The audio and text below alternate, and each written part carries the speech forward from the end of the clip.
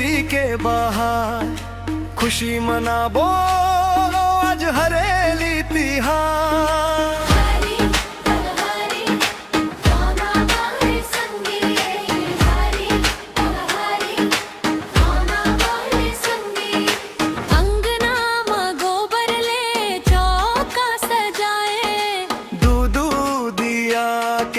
जोत जलाए बैला के सींग में तेल लगाबो, नवा नवा पागाओ कर पहिराबो।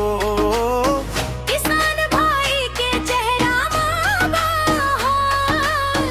आगे रहे सुख समृद्धि अपार।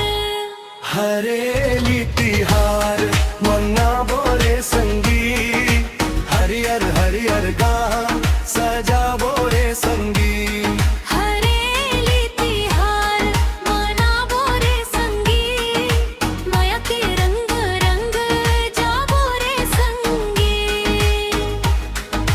हरियर रहे खेत हरियर रहे संसार।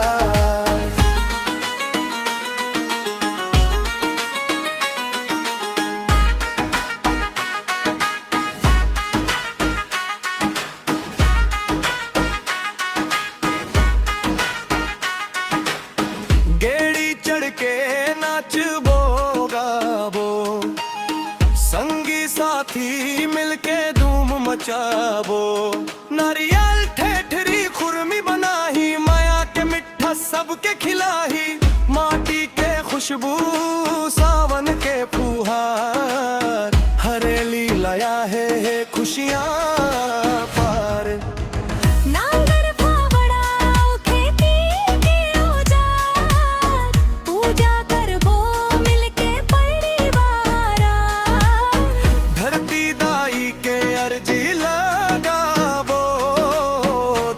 के बाली लहरावत देखा वो, हरेली तिहार मनाबो रे संगी, हरियर हरियर गाँव सजाबो रे संगी। हरेली तिहार मनाबो रे संगी, माया के रंग मरंग जाबो रे संगी। हरियर रहे खेत हरियर रहे संसार। हरियर रे हमर छत्तीसगढ़ महान जय हो किसान। हाथ संग मसंग धरती दाई के रखबो मान।